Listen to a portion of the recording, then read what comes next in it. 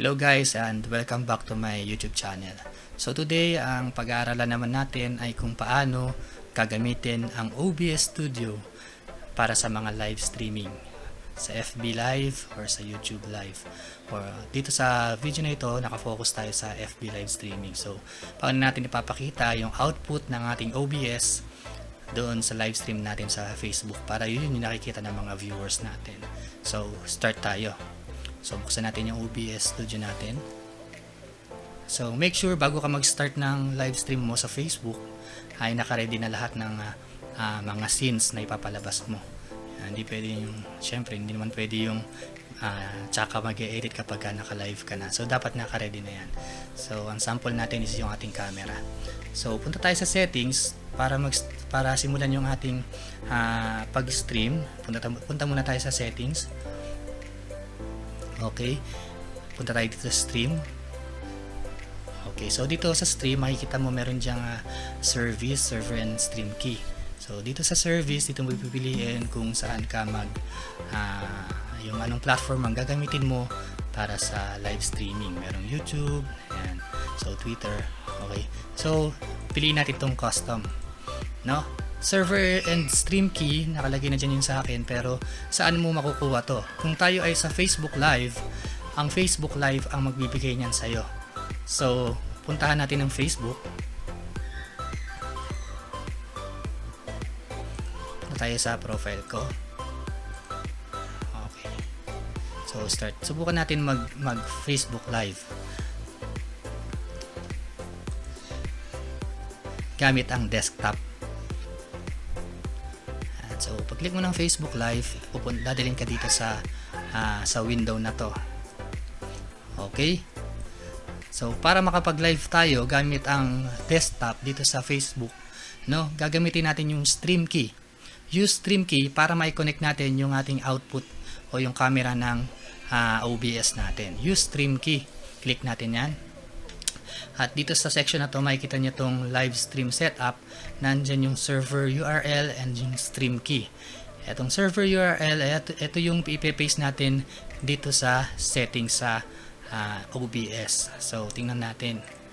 Click natin to, i-copy natin. At, ayan yung ipe-paste natin dito sa server na hinihingi ng OBS. Ganon din sa stream key. Balik tayo sa Facebook Live, yung stream key natin. Select mo din yan, copy mo. Ayan, so ayan din ang gagamitin natin dito. I-paste natin. So, okay, apply. Then, okay, so bago pa tayo mag-start ng stream, check nyo muna kung ready na lahat. Okay, so you have to make sure din na yung audio mo ay working. Kasi baka mamaya nag-live stream ka, wala ka naman palang microphone. So dito mo makikita yan sa audio mixer. So yung sa akin, makikita mo yung parameter ko tumataas. Pwede mong i-adjust yung volume ng microphone mo. Yung lalabas yan, ayun yung lalabas dun sa ating live stream. Kung mahina lang o lalakasan mo, makikita mo dyan sa parameter. Kapag nag-hit na yan ng red dun sa taas, sabihin medyo garalgal na yun. So kailangan mabalanse mo yung tunog. Ayan, para malinaw yung audio mo pagdating doon sa live stream. So para ma-check mo kung nagagamit mo yung audio ng computer mo, punta ka sa settings, punta ka sa audio. Ayan, so mag-enable ka dito ng desktop audio. Ayan, kung yung microphone mo, iset mo. Hanapin mo yung microphone na gamit mo. Ang akin is USB codec. May ginagamit akong audio interface. So, ayan. Or use it as a default. Kung ano yung default na microphone na ginagamit mo, yun ang gamitin. So, yun.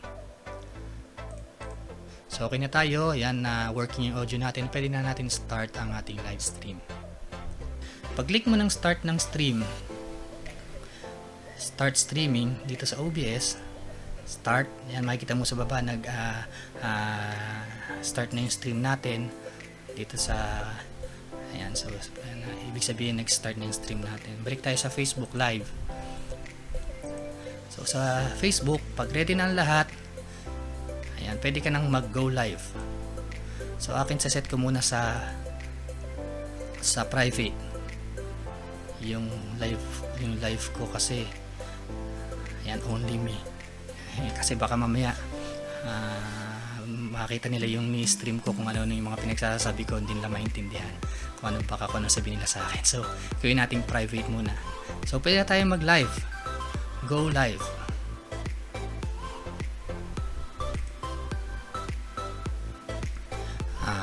Pwede ka mag-add ng title, depende sa gusto mo. Pwedeng kahit wala, optional yan. So sabihin natin OBS FB Live Tutorial yung title na ginawa natin. So go live na tayo. So tingnan natin kung okay. Ayan. So ito na yung nakikita ng mga viewers natin sa ating Facebook Live. So pagka nagpalit tayo ng scene dito sa OBS natin, ayan din yung lalabas dito sa Facebook Live. So try natin mag-transition. Punta tayo sa Facebook Live natin. So medyo may delay siya ng mga ilang seconds bago magpalit yung video. Yan. So may delay siya. So ganun lang kasimple ang paggamit ng OBS sa Facebook Live. So that's it.